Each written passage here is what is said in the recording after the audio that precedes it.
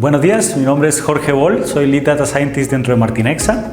Llevo trabajando aproximadamente 6 años dentro de la empresa y el día de hoy vamos a platicar de Feature Engineering y por qué es tan importante implementarlo cuando queremos desarrollar modelos analíticos.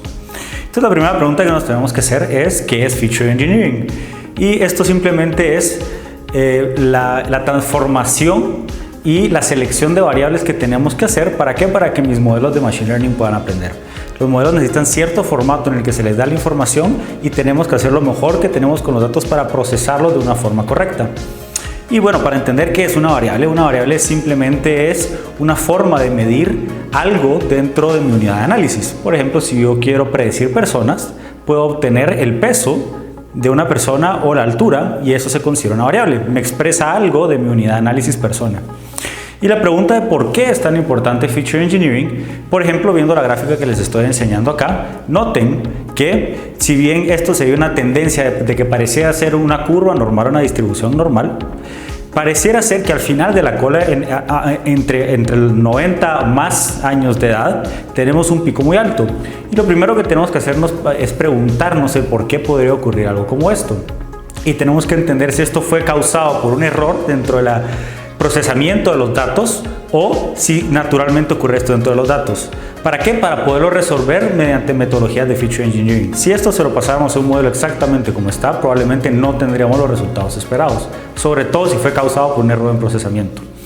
Entonces, durante esta sesión les voy a platicar de todo lo relacionado a las especificaciones y a las singularidades de mi dataset. ¿Qué tengo que tomar en cuenta a la hora de procesar mis datos para entregárselos a un modelo de Machine Learning? Una de las singularidades de mi data que siempre tengo que prestar atención son los valores faltantes. ¿Y qué es un valor faltante? Es un valor que falta porque dentro de nuestro sistema tuvo un problema y lo perdimos, no lo capturamos o simplemente lo dejé pasar y no tomé esa información. Entonces, ¿por qué es tan relevante esto? Porque los modelos no pueden, en su mayoría, no aceptan variables vacías. Tienen que tener un valor, si no, nos va a devolver un error. Y la pregunta es entonces, ¿cómo resolvemos este problema de los valores faltantes? Y existen varias soluciones, en este caso les voy a enseñar 3. Y la primera es filtrar todos los valores, todas las observaciones que tengan un valor faltante. En el ejemplo que les estoy dando en esta gráfica van a poder ver que la variable 5 tiene el 40% de valores faltantes. ¿Qué implica eso? Que si yo filtro las observaciones, al menos el 40% de mis observaciones van a tener que salir de mi análisis porque tiene el 40% faltante. Entonces esto no es bueno aplicarlo cuando vamos a eliminar una gran cantidad de información. En este caso sería más recomendable eliminar la variable 4 para quedarnos con una mayor cantidad de información. ¿Qué otra forma tenemos de resolver valores faltantes? Una segunda forma es sustituir el valor faltante por el promedio. Pero ¿qué implicaciones tiene sustituir un valor por el promedio? En este caso observen que estoy haciendo el supuesto de que el 5% de los valores faltantes los voy a sustituir porque son faltantes y los voy a sustituir por el promedio. Noten cómo la gráfica de la izquierda sigue una distribución normal y cuando le sustituyo el 5% por el promedio cambia la distribución de mi gráfica. Entonces, si bien tengo la ventaja de que puedo utilizar más observaciones, tengo la desventaja que puede modificar la distribución de mi variable. Entonces tenemos que tener cuidado también cuando sustituimos por el promedio. Y una tercera opción es sustituir mis valores faltantes por un valor aleatorio que sigan la distribución original de mi variable. Entonces lo que hago es obtener probabilidades y esas probabilidades hacen referencia a la distribución original y le va a otorgar valores aleatorios basados en esa distribución. Y la ventaja de esto es que obviamente no vamos a cambiar la forma de mi distribución original y además de que voy a poder utilizar más observaciones. Sin embargo, el problema que podemos obtener acá es que estamos utilizando un valor aleatorio y por ende un promedio tiene más probabilidad de ser certero porque la gran mayoría de datos van a estar en el promedio. Entonces, esas son algunas de las 3 formas en las cuales podemos sustituir valores faltantes. Otra de las singularidades de mi dataset que tengo que prestar atención son las variables categóricas. Y un modelo no puede recibir variables de tipo string, o sea, caracteres. ¿Por qué? Porque los modelos se basan en obtener números para sacar resultados. Entonces tengo que hacer transformaciones con mis variables categóricas para convertirlos de texto a algo numérico. Y entonces, ¿cómo lo hacemos? En este caso les voy a dar 2 opciones. Una de esas es utilizar algo que se llama one-hot encoding. ¿Qué hace one-hot encoding? Lo que hace es transformar variables categóricas a números. Como lo hace en este ejemplo, pueden ver que tenemos categorías rojo, verde y amarillo, y lo que estoy haciendo es representando la categoría rojo y amarillo con ceros y unos. Y la categoría verde no la tengo que poner porque obviamente si no se encuentra dentro de la categoría rojo ni amarillo es porque pertenece a la categoría verde. La otra forma en la que podemos representar variables categóricas es utilizando algo que se llama una relación monotónica, en donde las categorías, además de ser solo ceros y unos, también nos permite que tenga una relación con mi variable objetivo. En este caso mi variable objetivo son ceros y unos, y yo lo que puedo hacer es entonces determinar qué porcentaje en cada categoría hay ceros y unos. Por ejemplo, en la categoría rojo un 50% son unos, en amarillo un 100% son unos y en verde un 0% son unos.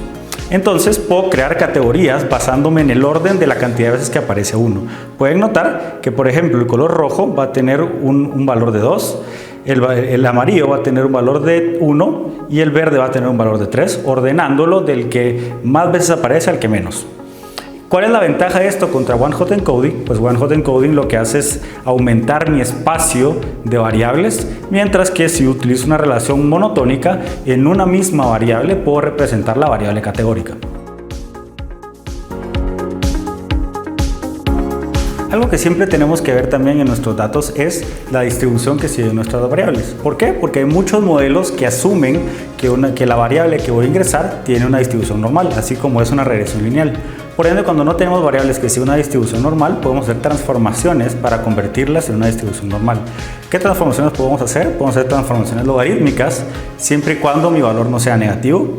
Podemos hacer transformaciones en base de recíprocos, que es dividir el valor dentro de 1. Y aquí lo único es que no está definido cuando el valor es 0. O también podemos hacer exponenciales. Y aquí no está definido cuando sacamos la raíz cuadrada de un valor negativo. Y aquí el que nos funcione mejor nos va a permitir tener una curva normal. Podemos probar todos para determinar cuál me transforma en una curva normal. Otra cosa muy importante que tenemos que tomar siempre en cuenta son los valores extremos. ¿Qué es un valor extremo? Es simplemente un valor que se diferencia muchísimo del resto de los datos. ¿Cómo puedo encontrar valores extremos? Pues si sigue una distribución normal, podemos utilizar los valores z basados en estadística y eso nos van a indicar qué tan lejos está de la media. Si se encuentra en un 1% de cualquiera de las dos colas, va a ser un valor extremo. Por el contrario, si no sigue una distribución normal, podemos utilizar la regla del rango intercuartílico y eso nos puede decir cuál es un valor extremo. ¿Y por qué es tan importante tratar los valores extremos? En este caso les estoy enseñando una gráfica donde tenemos una línea de regresión entrenada hacia unos puntos. Noten que cuando ingreso este valor extremo, la regresión tiende a subir muchísimo más en su pendiente. La pendiente no es la misma a cuando no tenía ese outlier. ¿Y eso qué va a causar? Pues va a causar que mi modelo vaya a estar ajustado de una forma errónea. ¿Qué podemos hacer con estos outliers para evitar este sesgo innecesario? Tenemos dos opciones. Podemos eliminar outliers o valores extremos, o tenemos la segunda opción de que se llama recorte. ¿Qué hace recorte? Si el valor tenía un valor muy alto, simplemente lo podemos reducir a un máximo definido previamente. Y la última singularidad de nuestros datos que tenemos que poner atención es la escala de mis variables. En pocas palabras, ¿qué tan amplio es el rango de los valores que puedo ver? ¿Por qué nos importa? Porque muchos algoritmos son sensibles a la escala. Por ejemplo, K-means clustering necesita que todos sus valores estén en un mismo rango. Entonces, ¿qué podemos hacer para normalizar o estandarizar el rango de todas mis variables? Puedo utilizar dos formas que les estoy enseñando ahorita.